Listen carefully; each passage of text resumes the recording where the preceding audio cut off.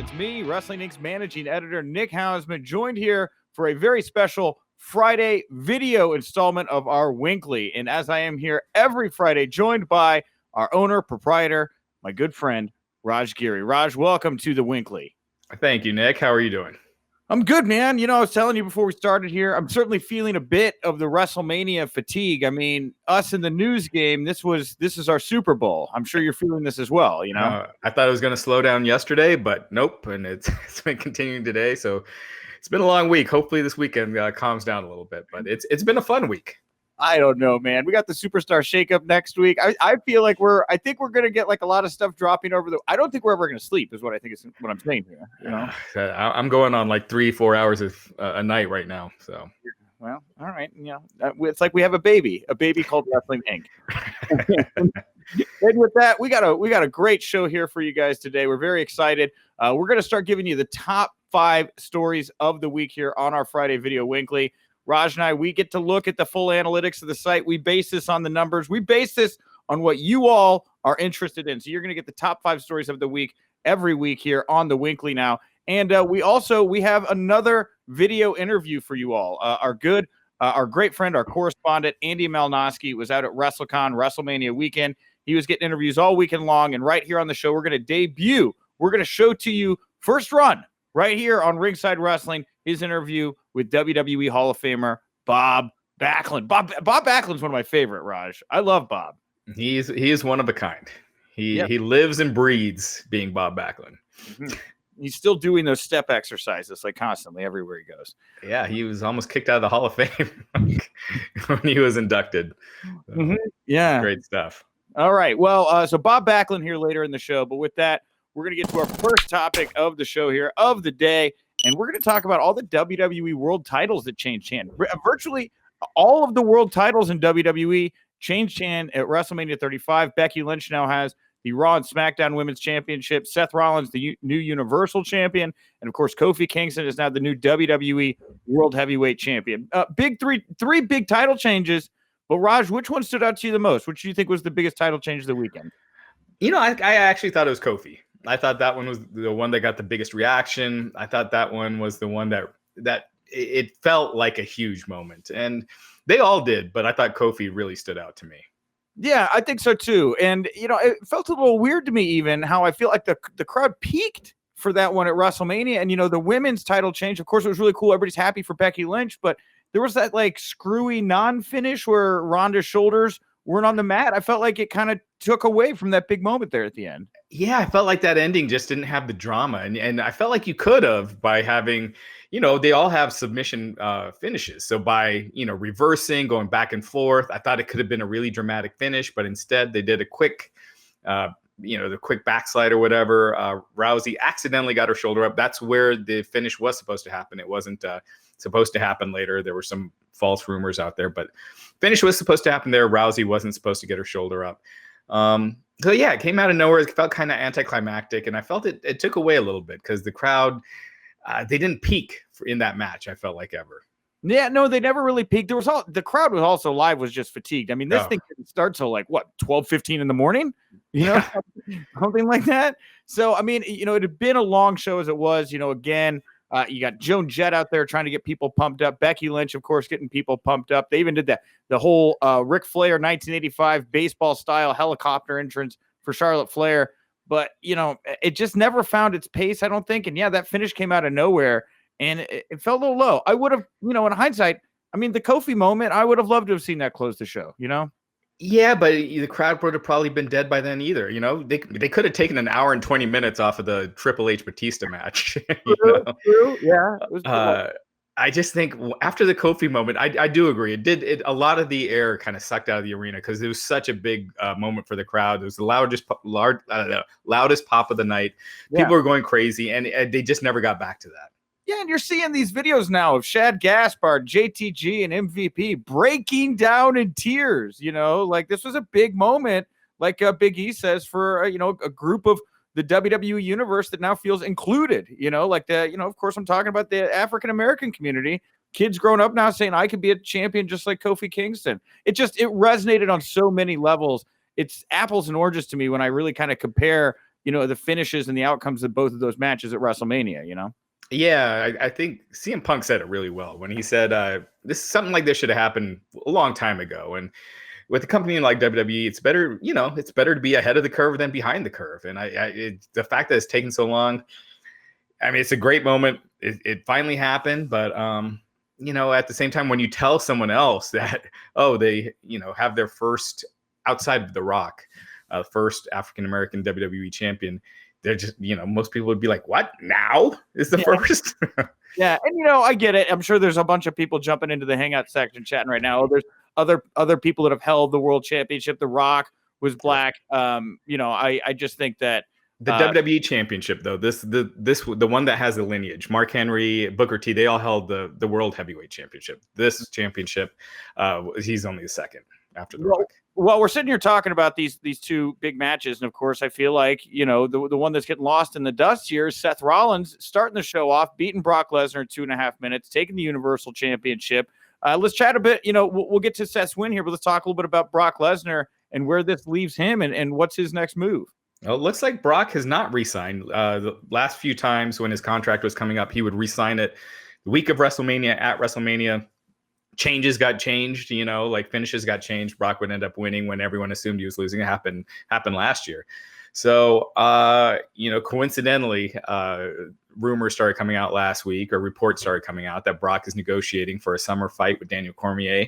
Right. That's kind of been his MO, is start negotiating with the UFC, gets a much better deal with WWE. Doesn't seem to have happened this time. So always, they could work out a deal with Brock. They got the Saudi Arabia show. They want to stack that up. So something could happen by then. But if not, him going to the UFC fighting Daniel Cormier, that could be the one of the biggest, probably the biggest UFC fight of the year, unless Conor McGregor comes back. Yeah, that's true. And it's interesting to think too, if he does go to UFC, you would think it would be a foregone conclusion that he would come back to WWE. But, we'll get to another topic here in a little bit. October, maybe some surprises. I don't know. We'll leave it at that. I'll put a pin in it. We'll come back to it at the end of our run sheet here. But let's talk about Seth Rollins here, Universal Champion. What do you do next with this guy? Who's the number one contender for Seth Rollins Universal Championship? The only one that really right now makes sense to me would be Drew McIntyre. As far as if you look at the brands right now the way they are, and we have the Superstar shakeup coming up in a few days. Even though Drew lost at WrestleMania to Roman Reigns, that hasn't mattered in the past. Ryback lost to Mark Henry, and the next night he was put in the world title picture with John Cena. I wish they didn't do it that way, but I wish they would build challengers organically. But other than that, I mean, you could do Baron Corbin. I don't see that as a draw. I mean, fans love booing Corbin, but I don't think they pay to see him. See, but Raj, you read my mind, because I was like, yeah, Drew, but Drew lost.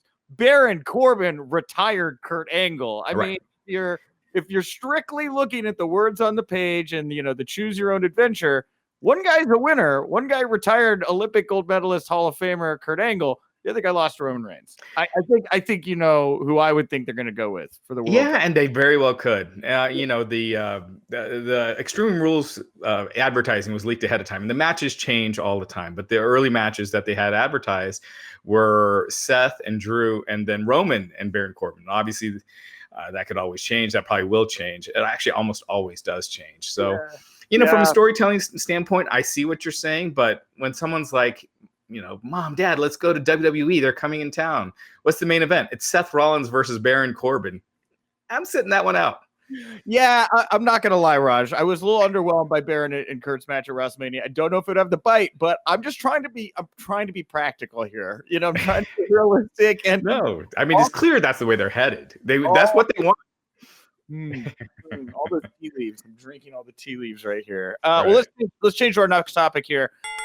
Topic number 2, the top 5 of the week. Batista announces his retirement from sports entertainment. Of course, this announcement came on social media after the Animal fought and lost to Triple H in a no-holds-barred match at WrestleMania 35. What'd you think about? What'd you think of Batista's swan song here?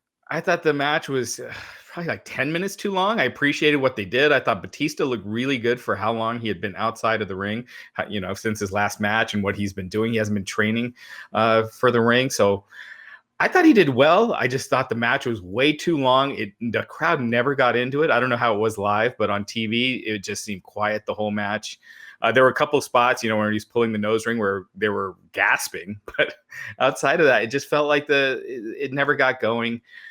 It was just too long. And that's Triple H's, again, that's his thing, is having long WrestleMania matches, even when the fans aren't reacting. And they never call an audible to shorten it up. They want to do the whole thing. And as far as Batista retiring, I don't know if anyone thought he was going to wrestle again after this anyway. No. Triple H was on the TakeOver media call, and somebody asked him about this match, and he bluntly was like, we're just trying to help Dave go out in a way that he's happy. Yeah. They were pretty upfront that, Batista was looking to wrap up anyway. I guess if Dave's happy and it keeps him in good graces with the company, this guy's only going to become a bigger celebrity in the years to come. There's ways to use a guy like that every so often. But as far as the final match goes, yeah, it was a little long. I thought it was better than I expected. I really didn't know, based off the kind of chemistry that these two had how it would come together, because I didn't think their promo work had necessarily gelled so well. But, it was violent. It was a little long, but there it was. It was violent and long. Violent and long. Wow, what a great way. On to topic number 3 of the top 5 stories of the week. John Cena at WrestleMania came back as the Doctor of Thugonomics. He confronted Elias, cut a rap on him. The next night on Raw, Elias got confronted by The Undertaker. But let's start with Cena here. Doctor of Thugonomics. Did you dig it? Loved it. I thought what was old was new again. Cena had his hat on, so because his hair now, I think, makes him look 10 years older than he is, which is weird, because usually when you grow your hair out, you look a little younger. But I thought he pulled it off great. He came across as having just more charisma than anyone on this show. I mean, he's just a larger than life star. That gimmick was the one that made him a superstar. I almost wonder if fans would have ever really turned on him as much as they did, where they're booing him at every show, if he had kept that gimmick. But then at the same time, he wouldn't have become the mainstream star, I don't think, if he had kept that up. But I loved it. I thought it was a great way to use him. I thought Elias was great. I thought that went too long, where the concert at this point in the show, where they did him playing the 4 different instruments or whatever it was, but it all worked. And I thought this was the one part after the Kofi match where the crowd really felt like it was back into it. Yeah, this was fun. It just was, now it's in my head because somebody pointed it out to me. Everybody seemed to universally dislike the Baron Corbin versus Kurt Angle pairing. To have Kurt Angle's farewell match on the same show that John Cena brings back the Doctor of Thugonomics, it's like they're trolling us, you know? How great would that have been if that was the match? Yeah. He's there. He's the Doctor of Thugonomics. This is the John Cena that we got against Kurt Angle. How do you? But at the same time, part of the Doctor of Thugonomics gimmick is him rapping and cutting down his opponent. You don't want to see him doing that to Kurt on his retirement. Yeah, whatever. You know what? But how great would it have been if he interrupted Elias, and then Elias powders to the outside, beat up by Cena, and Angle's music hits, and they get to the match. Maybe get both. Yeah, have Angle's final match be a mystery, and that's how they go to it. Yeah, I think that would have worked way better. There's a million ways you could have got to it. And look, I was a defender of the Corbin decision because I was like, they obviously they want this guy to get heat. They got plans for him. But this thing, I don't think did anything for anybody coming out of it. And now that it's been pointed out to me that John Cena was the Doctor of Thugonomics on the same card that Kurt Angle retired, I don't know. I feel a little insulted. I didn't get it. No, that's what I'm saying. So, all right, on to the 4th buzziest topic of the week. This one was a big scare for everybody. Bret Hart got attacked at the WWE Hall of Fame. Some crazy fan who had been making social media comments against Vince and the company, amateur MMA athlete. Man, they were on him like a pack of dogs on a 3-legged cat. You got Travis Brown, Davey Boy Smith Jr., Dash Wilder infamously got a pop in on this guy.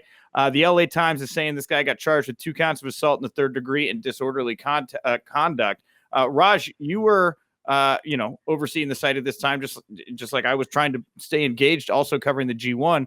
What was going through your head when you're seeing this? What was it like trying to cover this for you? I mean, it was wild. You know what? The biggest thing I got out of it was what a pro Bret Hart is. After this whole situation happened, he just went back to his speech like nothing happened, blew it off, finished. I mean, the guy has had a stroke. He's been through so much. He's battled cancer. And I think, it's one of those things in the moment, everyone online is like praising Dash Wilder for punching that guy. After a while, you start to think, all those videos of Dash doing that, as messed up as this sound, this guy could, possibly sue. That's what I was thinking. Yeah, for sure. Yeah, Zachary Madsen, 26, has had 2 arrests, one in January, one a week before that, basically, for stalking. Let's see, what else was it? So he was, all right, he was a violation of a protection order in December.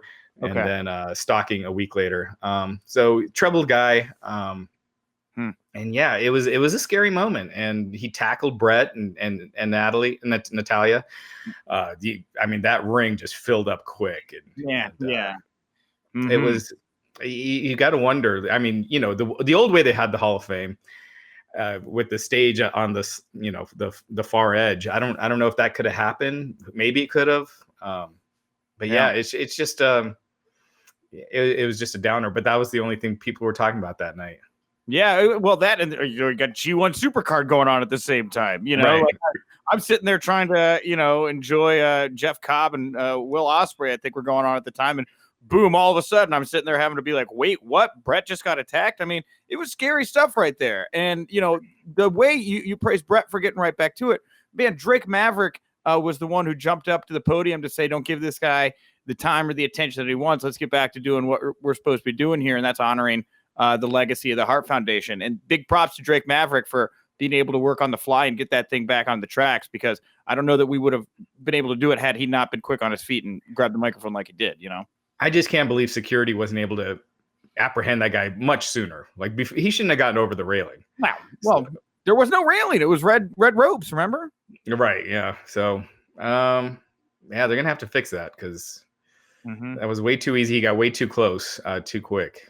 Yeah, absolutely. Well, let's talk about something that's coming here quick, and that's our final topic of the show, our 5th big story of the week that was in pro wrestling. It is the latest on a potential AEW television deal. Now, WFAN caught up with good old JR, Jim Ross, new senior advisor and commentator for AEW, and he said that AEW is going to have a 2-hour show starting in October. Now, he noted that the fans are going to be doubly excited when they find out what network it's going to be on, and at Fight Oracle on Twitter noted that Warner Media Group, which operates Turner Sports, TBS, TNT, are reportedly going to be presenting AEW at their upfronts to advertisers next month. So maybe right after Double or Nothing. Very interesting here. Not surprising. I've thought for a while now TNT or Turner would be where they land. What's your take here on the developments regarding AEW and TV? Yeah, and so the Wrap and the Observer are reporting today that the deal is not signed. The Wrap is actually saying it's not imminent, which means that they wouldn't present it at the upfronts if it's not imminent, if it's next month, unless by imminent they mean in the next week or two. Okay. But it's clear. I mean, I think most people in the wrestling media kind of knew it was Turner, and the breadcrumbs have been there from the beginning. It's a more prestigious station than Spike that has a streaming service, which they have the Bleacher streaming service. So. I mean, it's exciting if they get it. I think if it all comes through as expected, it's super exciting. It would be reportedly debuting the same week that SmackDown moves to Friday nights on Fox. So it'd be debuting on Tuesday nights. They had a trademark Tuesday Night Dynamite, and I mean, there are high expectations on it. Prime time on TNT, where they're averaging over 1 million viewers a week. But I think. They're going to have a ton of momentum, hopefully. And I think it's just good for the wrestling business to have a strong number 2. So yes, and yes. So we will see here. And like I teased earlier, how fun would it be? Brock Lesnar here leaves, goes to the UFC, does a fight in the summer, wraps up, I don't know, sometime around August, September. Be a nice month to rest up and get ready to really change the game. Can you imagine Brock Lesnar popping up at like the first episode of AEW on TNT? I could see Brock, with the businessman that he is, I could see him taking a picture with Tony Khan sometime in September. So WWE really starts throwing that big money out there, Oh, you're so right. Oh, I want that. I know it's going to happen now. Yeah. All right. Well, there it was, the top 5 stories of the week. Thanks so much for tuning in. And we got a little bit more for you. Raj and I are going to be back on the other side of this. But right now, it's Andy Malnoski chatting with WWE Hall of Famer Bob Backlund.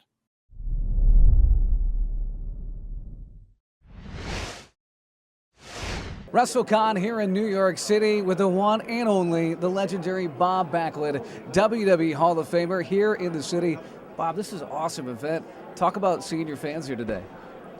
Well, it's a pretty rewarding event here. The people have a lot of fond memories, and they're telling me their stories about how they felt, the way I was doing the things I was doing, and it's heartwarming. Yeah, so many great moments and memories in your career. Obviously, everyone remembers the chicken wing, the crossface chicken wing versus Bret the Hitman Hart, Golden Boy era in the 70s and the 80s. I mean, tell us about your career. I mean, it's hard to compress everything into one little sentence, but looking back now in your Hall of Fame career, what are you most proud of? I'm most proud of a book that a gentleman I was his childhood hero. I told him my life story, and he put it on paper. And that book is something that I'm very proud of. I go around and talk to a lot of kids at kids wrestling tournaments. I talk to the moms and dads. If they purchase the book, I explain to them that mom and dad should read the book first and highlight the spots where I learned a lesson. Put a marker on there so they'll be more aware that it's time to learn something. Yeah. I learned 6 things from high school wrestling, and I talk about that in the book. And these 6 things are things that made me very successful in 2 different colleges. And when I left to go in the wrestling business, I was very confident that I was going to use these principles and that I was going to get to the top. And I'm trying to pass those down to as many people of all ages as I can. Excellent, Bob. And just 2 more quick things here for WrestlingInc.com is this right here. Here's my book. Oh, there's the book right there. Check it out. That's awesome. Live in a living color right here in New York City. I get goosebumps when I hold this book. I'm very happy for this book because I think that it can do some things for other people to help them to do the same thing I did with the principles. Yeah. Well, we can't wait to check it out. Really, just the last couple quick things here, Bob, because I want to get back to your fans here at WrestleCon, is the president gimmick that you had, running for president in WWE back then. How did that come about? Well, they needed a bit of a different president. That's all. Yeah. They needed somebody else. That's right. Yeah. And I had fun doing that, but and it was. You were marching around with the sign. That was awesome. Yeah. I like to work hard. Yeah. I like work hard. I like to do the right things, and I like to keep my word. Yeah. Thank you very much. Yeah. Bob, thank you so much. Bob Backlund, WWE Hall of Famer.